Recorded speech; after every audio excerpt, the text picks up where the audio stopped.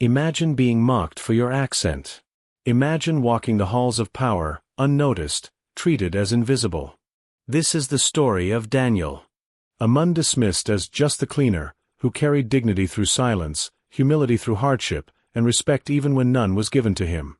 What no one knew was that Daniel wasn't just the janitor. He was the future chairman of the board.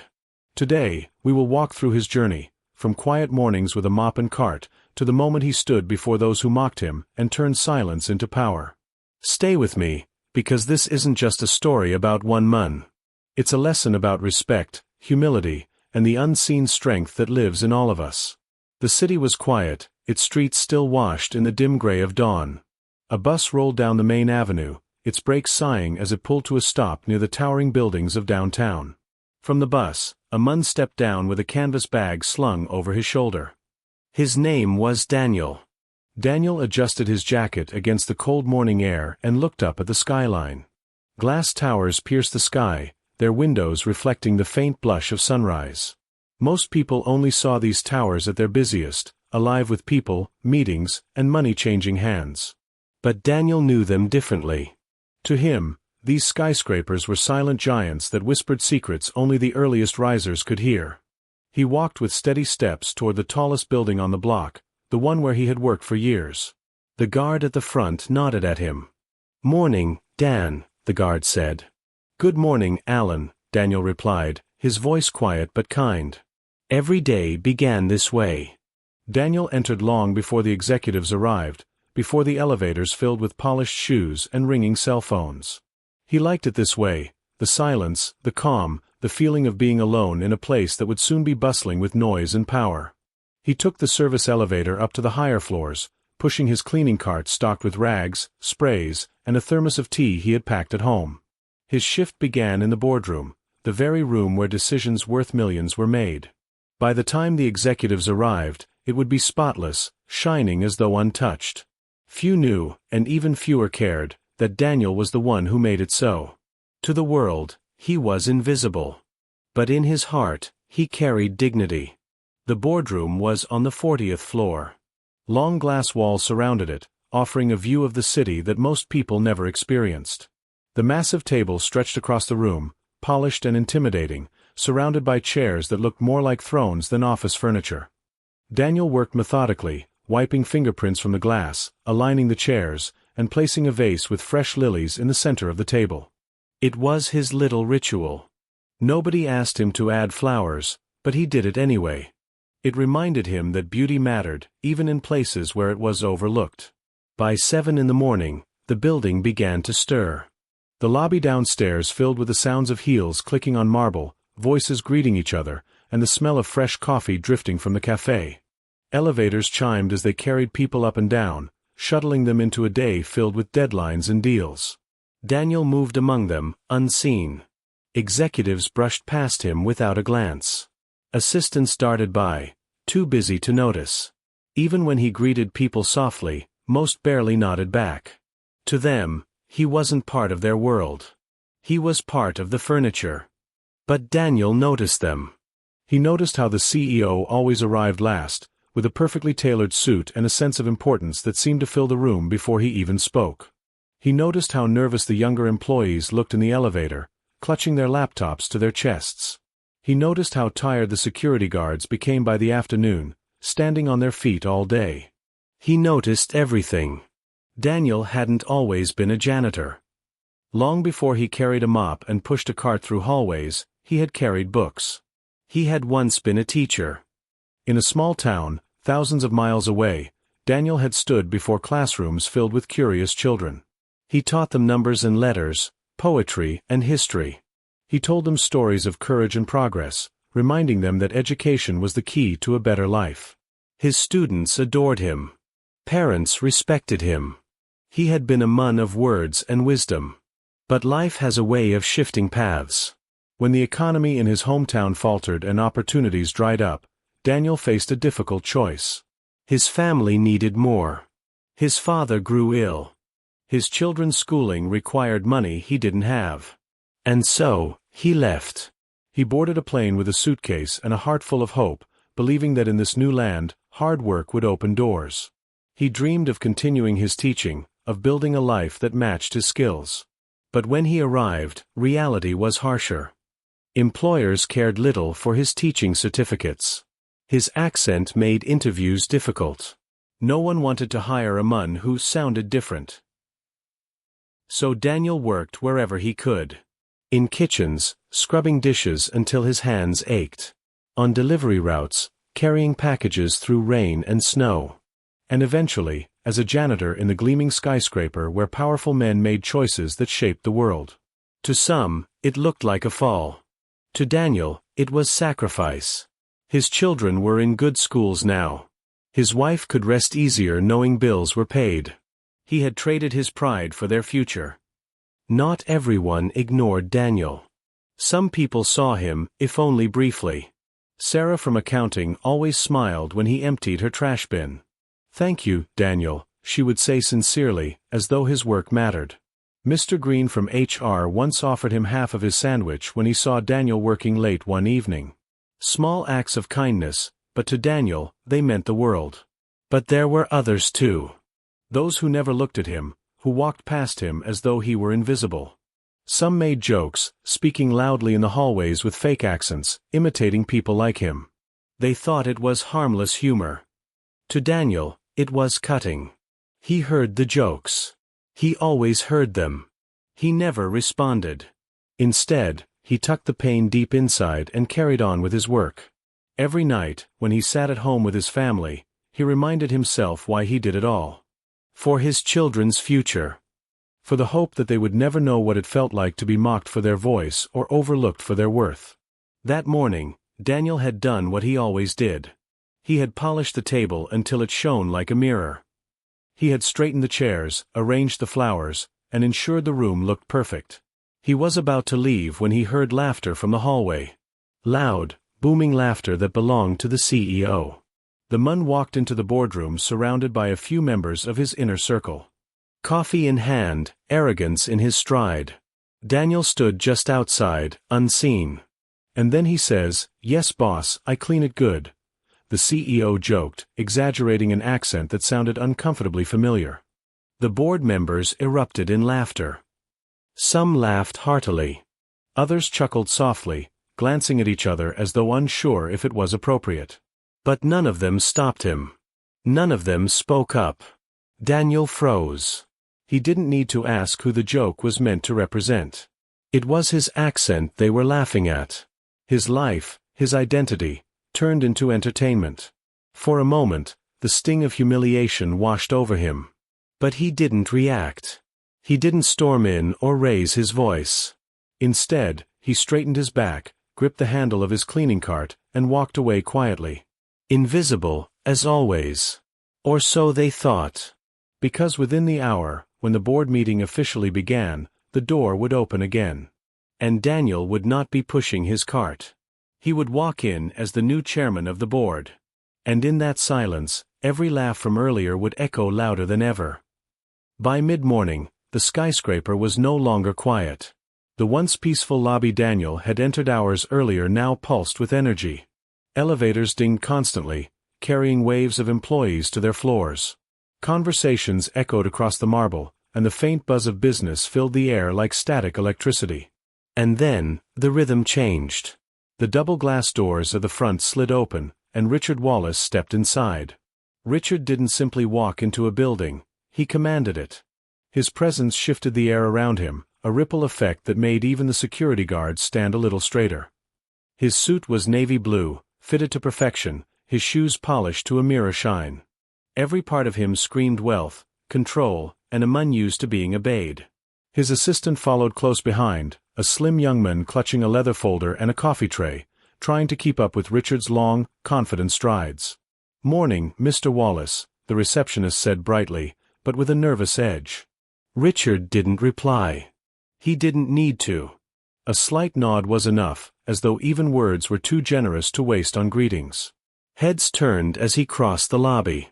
Junior employees whispered to each other, quickly lowering their voices when his eyes swept the room.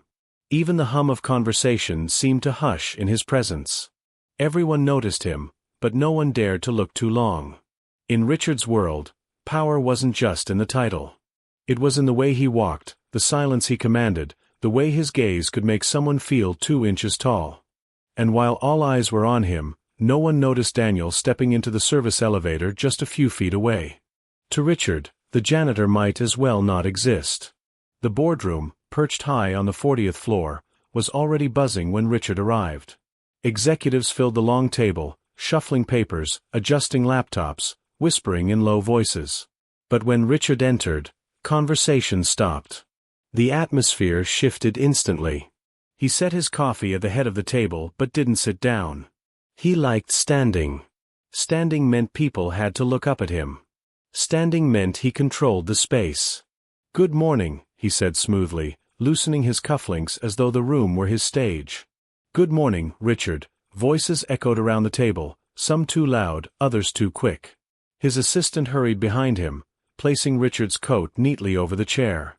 Richard scanned the faces at the table, his lips curling into a half-smile.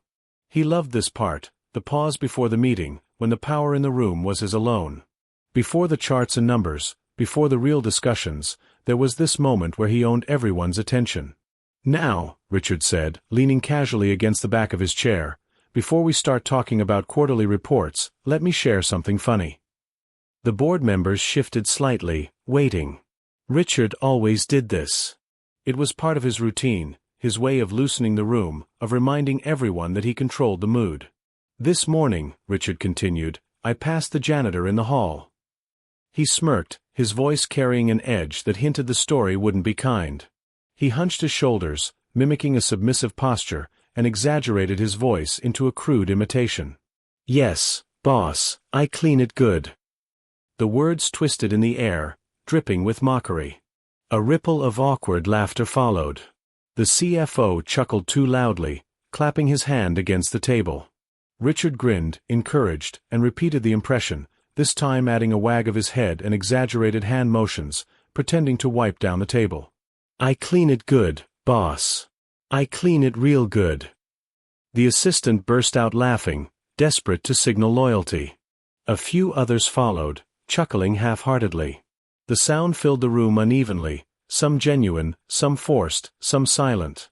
Richard's eyes narrowed at the quieter faces. He didn't like hesitation. "Come on," he said, smirking, "don't act like it's not funny. You've all heard him. The guy can barely string a sentence together. But hey, at least the floors shine." The room laughed again, though the tension beneath the noise was palpable. Richard, satisfied, finally lowered himself into his chair. "All right," he said smoothly, "let's get started." The laughter might have echoed, but not everyone was laughing inside. James, the CFO, leaned back with a grin plastered on his face, pretending to find it hilarious. His laugh was the loudest, but his eyes darted nervously around the table. He wasn't amused, he was terrified of being seen as the odd one out. Michael, the head of marketing, offered a small chuckle, his lips barely moving. His pen tapped rapidly against his notebook, betraying his discomfort. He thought of his own father, who had once worked as a janitor. The joke stung more than he wanted to admit, but he stayed silent. At the far end, Sarah from accounting sat frozen. Her eyes stayed locked on her papers, but her cheeks flushed with shame.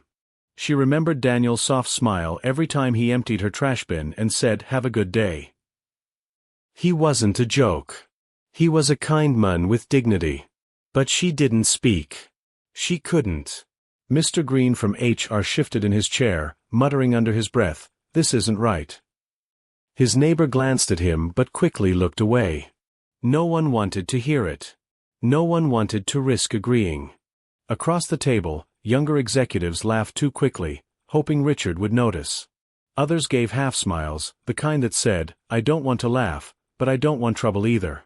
The assistants by the door glanced at each other, their faces stiff. They weren't board members, but they knew the rule of survival: laugh when the boss laughs. One of them forced out a chuckle, though his stomach twisted. The room was a study in fear. Richard's power didn't just silence voices, it bent them. It forced people to betray their own values to protect their careers. It wasn't laughter born of humor. It was laughter born of survival. Just beyond the door, Daniel stood still. He hadn't meant to overhear. He had simply been finishing his work, his cart parked near the service entrance. But Richard's voice carried clearly. The mocking tone cut through him like a knife. He had heard it before, too many times to count. People exaggerating his accent, turning his voice into comedy, stripping it of its humanity. He tightened his grip on the cart's handle, his knuckles whitening. For a moment, humiliation swelled in his chest. He felt the burn behind his eyes, the familiar sting of being reduced to a punchline. But then, he breathed. Slowly, deeply, he steadied himself. He had endured worse. He had left behind a life, a career, a country, all to provide for his family. No joke, no mockery could erase his sacrifices. He straightened his back, lifted his chin, and exhaled quietly. He would not let Richard's arrogance define him. They laughed now, yes. But they didn't know. They had no idea what was about to happen. Inside, the meeting rolled on. Charts appeared on the screen. Graphs, numbers, quarterly targets. Voices droned as executives presented slides, each one carefully curated to impress Richard. Richard leaned back in his chair, sipping his coffee, still smirking from his earlier performance.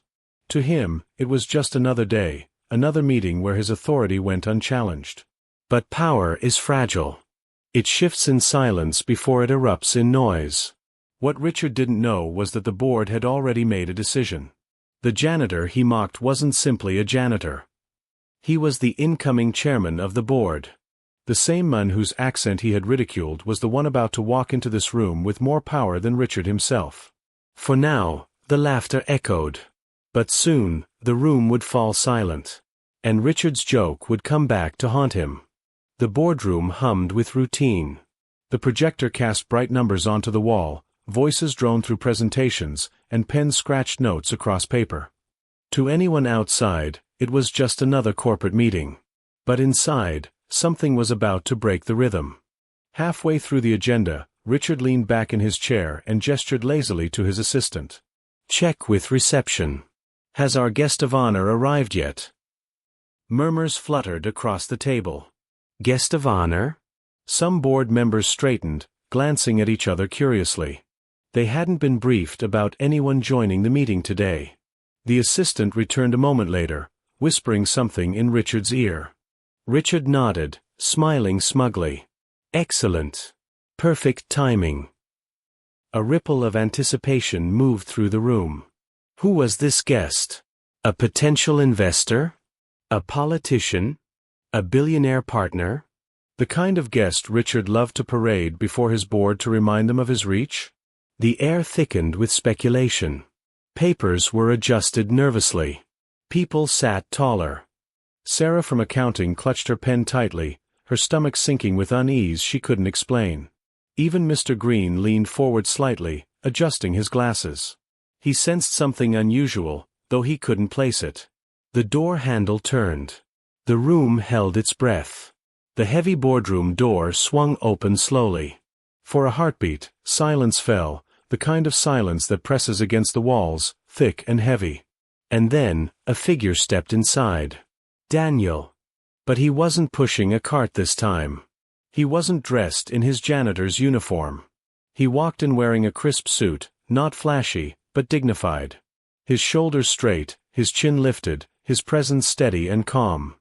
The air in the room shifted instantly. For a long, stunned moment, no one spoke.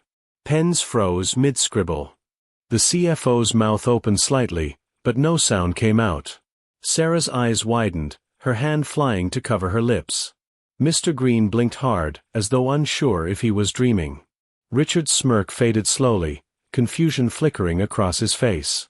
His eyes narrowed. This had to be a mistake. The janitor? Here? Dressed like that? Daniel paused at the doorway, letting the silence stretch.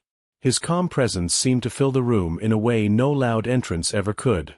The chairman of the board had arrived. Shock rolled across the table like a wave. Each person processed the sight differently. James, the CFO, nearly dropped his pen. His mind scrambled for an explanation. Was this some kind of stunt? A test? Had they really just laughed at the Mun now standing at the head of the table? Michael, the head of marketing, felt heat creep up his neck. Guilt washed over him. He had chuckled at Richard's joke earlier, even though he hadn't wanted to. Now the weight of that choice pressed on him like a stone. Sarah felt tears prick her eyes. She had always sensed Daniel was more than people saw, but this was beyond anything she imagined. Relief and pride swelled in her chest. Mr. Green's lips curved into the faintest smile. Finally, he thought. Finally, the silence had a voice. Richard, however, stared in disbelief. His brows furrowed, his mouth tightening into a thin line. Anger flickered behind his eyes. "What is this?" he demanded, his voice sharp. "What is he doing here?" The answer came not from Daniel, but from the board secretary, who rose nervously from her seat. "Ladies and gentlemen," she said, her voice trembling with a mix of fear and excitement, "allow me to introduce our new chairman of the board." Gasps rippled through the room. Richard's chair scraped back as he stood abruptly. "Chairman," he repeated, his voice incredulous. "This is some kind of joke." But no one laughed this time. The other board members looked at Richard, then back at Daniel, their faces pale. The power in the room had shifted in an instant. Daniel walked slowly to the head of the table, each step measured, deliberate. He didn't rush. He didn't need to. The silence gave him authority louder than any applause. When he reached the table, he placed his hands on the polished surface, the very table he had cleaned countless times. His eyes swept the room, not with arrogance, but with calm dignity. Richard's face reddened. "This is absurd. He's a janitor. He cleans floors. You're telling me he is chairman?" His voice cracked with disbelief, but underneath was something more dangerous, fear. The other board members shifted uncomfortably. Some avoided his eyes. Some looked down at their notes. None came to his defense. Richard's power, once absolute, now wavered like a candle in the wind. And Daniel, the Mun he had mocked, stood unshaken. Daniel looked at Richard for a long, steady moment. His face revealed nothing, no anger, no pride, no smugness. Just calm. Then, finally, he spoke. His voice was steady, clear, and carried the weight of quiet authority. "I've spent years in these halls," Daniel began. "Years walking unseen, cleaning your tables, listening to your voices, learning your world. To many of you, I was invisible. A Mun to step around, not to notice. But today, things are different." The room remained silent, every ear hanging on his words. "I was chosen to lead not because of wealth, or titles, or arrogance," Daniel continued, "but because those who truly matter in this company saw what lies beyond appearances.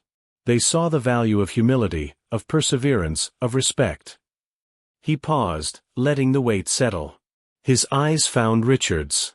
And they also saw the dangers of arrogance, of mockery, of forgetting that dignity belongs to every human being, no matter their role. Richard swallowed hard, his face tense. Daniel straightened, his voice still calm but firm. "So now, we begin a new chapter. One built not on fear and ridicule, but on respect."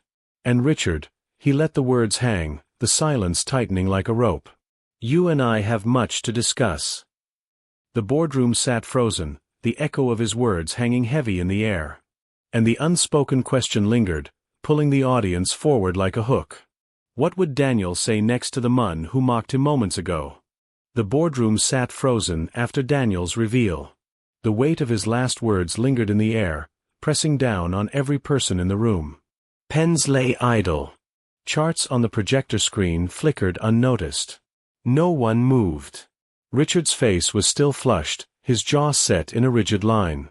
His eyes darted between Daniel and the other board members, searching for some sign of support, some ally to speak up on his behalf. But none came. For the first time in years, Richard Wallace found himself powerless.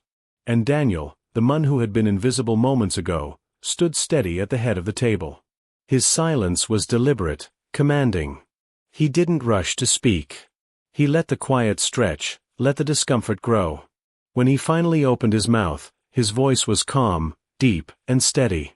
I want to thank you all, he began, his gaze moving slowly around the table. Not for your laughter. Not for your silence. But for this moment, because today, this room will finally see what it has ignored for too long. No one breathed. The sound of his words was like a stone dropped in still water, rippling across every face at the table. Daniel placed his hands on the table, fingers spread wide, grounding himself. For years, he said, I've walked these halls with a mop and a cart. I've polished this table, emptied your bins, swept the floors you walk across. To most of you, I was invisible. Someone to step around. Someone to overlook. And yet, I was always here. His eyes met Sarah's, then Mr. Green's, then the CFO's. Each person felt the sting of truth in their chest. I cleaned the coffee stains after your meetings. I picked up the papers left behind. I wiped away the fingerprints on the glass walls. You never noticed me. And that's fine, I did not expect thanks. But what I never expected, his voice tightened slightly, was mockery. To hear my voice twisted into a joke. To have my dignity reduced to laughter. Richard shifted in his chair, his lips pressing into a thin line. Daniel continued, his tone unwavering. I stand here not to shame you, but to remind you, respect is not a gift reserved for those with titles. Respect is the right of every human being. From the janitor to the CEO, dignity is not earned by wealth, but by humanity. The words hung heavy. A few executives lowered their eyes, unable to meet his steady gaze. Daniel turned his gaze toward Richard, but his expression remained calm. Richard, he said, his tone measured. You mocked me today. You laughed at the way I speak. Perhaps you thought it was harmless. Perhaps you thought no one would hear. But I did. Richard's jaw clenched. His fingers drummed nervously on the table, though his voice caught in his throat. And yet, Daniel continued, his voice softer now, I will not return that mockery.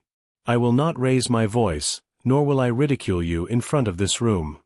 Because true leadership is not about belittling others. It is about lifting them up. It is about seeing their worth even when no one else does. The room was silent, the tension sharp enough to cut. You see, power is fragile. It is not measured in how many people laugh at your jokes, but in how many people feel safe in your presence. Leadership is not about fear. It is about respect. And today, I hope you, and all of us, can remember that. Richard swallowed hard, his gaze dropping to the table. For once, he had no words. Daniel shifted his attention back to the board. His voice grew stronger, carrying the weight of his conviction. This company is not built only by those who sit at this table. It is built by the people you rarely see. The cleaners. The receptionists. The security guards. The assistants. The ones who come in before dawn and leave after dark. The ones whose names you don't remember, but whose work keeps this place alive. He paused, letting the truth land. Every time you walk through the door, someone has already been here before you. Every time you leave at night, someone stays behind to make sure tomorrow begins smoothly. Their hands shape this building, though their names rarely appear in reports.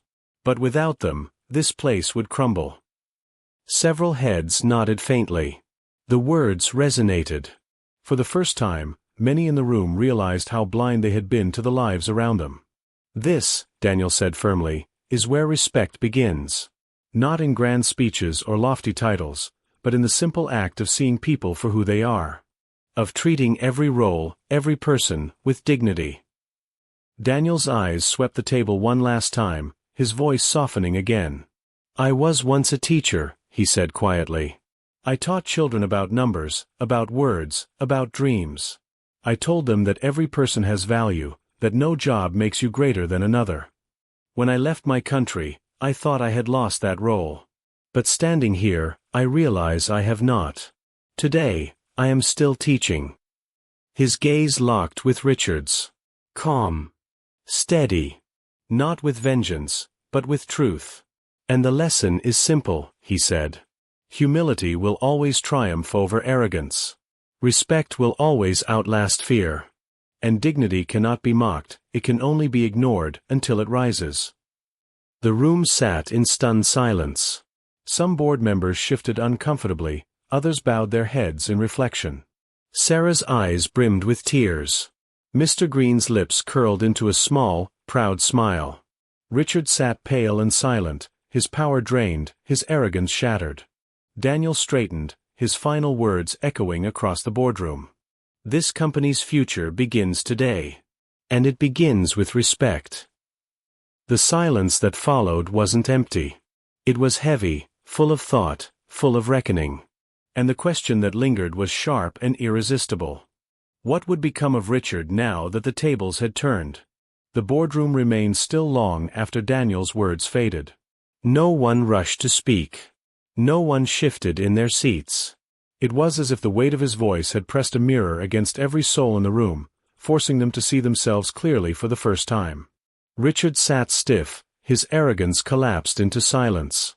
The man who once filled rooms with his booming voice now struggled to meet anyone's eyes. His earlier mockery replayed in his mind, but now the laughter rang hollow, cruel, humiliating, not for Daniel, but for himself. One by one, board members began to absorb the shift. Sarah felt a knot in her chest loosen. For years she had hated the culture of fear in the company, the casual disregard for those at the bottom of the ladder. But now, for the first time, she saw the possibility of change. Mr. Green allowed himself a small smile. He had spent years watching arrogance go unchecked, powerless to stop it. But today, dignity had won. The silence was not awkward anymore. It was cleansing. It was the sound of a new chapter beginning. The days that followed were unlike any in the company's history. News of the boardroom moment spread quickly, whispered at first, then spoken openly in hallways, cafeterias, and break rooms. Employees who had never dared to speak about Richard's arrogance now shared stories of how they'd been belittled, ignored, or dismissed. Suddenly, it was safe to tell the truth. But even more powerful were the stories about Daniel. The janitor who had once walked unseen through the halls was now the chairman of the board. People spoke of his quiet kindness, his work ethic, his humility. Sarah told her department about the way he had always greeted her. A security guard remembered how Daniel once brought him tea on a freezing night. An intern recalled that Daniel had picked up her dropped files without hesitation, offering her a reassuring smile. The company began to change. Meetings shifted in tone. Executives who once competed for Richard's approval now measured their words more carefully, aware that the culture had turned. Employees at every level began to feel a cautious hope. Perhaps now they would be seen, not just as tools, but as people. For the first time, respect began to move through the walls of the building. Daniel knew his role was bigger than one company. He addressed the board again weeks later, but his words were aimed far beyond the polished table. Every workplace, he said, is a reflection of the world outside. If arrogance rules here, arrogance rules everywhere. If respect grows here, respect grows everywhere. The way we treat the unseen, the janitors, the drivers, the assistants, the ones without titles, reveals who we truly are. He paused, letting the truth linger. Prejudice doesn't always wear the face of hatred. Sometimes it hides in laughter. Sometimes in silence. But its harm is no less real. And the antidote is not just policy or speeches, it is empathy. It is the choice, every day, to see each other fully. His words resonated beyond the boardroom. Soon, employees spoke of him not just as their chairman, but as their teacher. His lessons reached cafeterias, cubicles, and executive offices alike. The company introduced mentorship programs, ensuring voices from every level could be heard. Leaders were trained in empathy. Workers once ignored found their efforts recognized. It wasn't perfect, no culture shifts overnight, but the seed had been planted. For Daniel, the journey was deeply personal. At home, his children looked at him with new pride. To them, he was no longer just their father who worked long hours cleaning offices. He was proof that humility and perseverance could outshine arrogance. His wife, who had walked beside him through years of struggle, saw in him not just the man she had always loved, but a leader others now admired. He often reminded his family that titles meant nothing without character. "I was no less of a man as a janitor," he told them. And I am no more of a mun as chairman. The worth of a person never changes with the work they do, only with the respect they show. This became his true legacy. Not wealth, not power, but a reminder that strength lies in dignity, and dignity belongs to everyone. Years later, people still told the story of the day the janitor walked into the boardroom as chairman. It became a tale whispered in corporate circles, passed down as a reminder of humility and justice. Executives spoke of it to new recruits as a lesson: never underestimate the quiet figures in your midst. Employees spoke of it as hope, that dignity, though ignored, would one day rise. And Daniel himself often ended his talks with a simple reflection. Life is not about the size of your office, or the weight of your paycheck. It is about the respect you carry for yourself and the respect you offer others. Titles fade. Power shifts. But dignity is eternal. His words became the heartbeat of the company's new culture. And slowly, like ripples in a pond, they spread beyond those glass walls, inspiring others in places far removed from that single boardroom. The story closed not with anger, not with revenge, but with calm reassurance. Because in the end, humility had triumphed. Respect had prevailed. And the invisible mun had shown the world that true power lies not in being seen, but in seeing others. In the end, Daniel didn't need to shout. He didn't need revenge. His dignity spoke louder than any insult ever could. From janitor to chairman, his story reminds us of something simple, but powerful. Respect costs nothing, but it means everything. The next time you walk past someone unseen, remember Daniel. Remember that greatness isn't always loud, and strength isn't always obvious. Sometimes, it's the quietest person in the room who holds the most power. Thank you for joining this journey. If this story moved you, share it with someone who needs a reminder of their worth. And remember, titles fade, power shifts, but dignity is eternal. Until next time, stay curious, stay kind, and never forget the value of respect.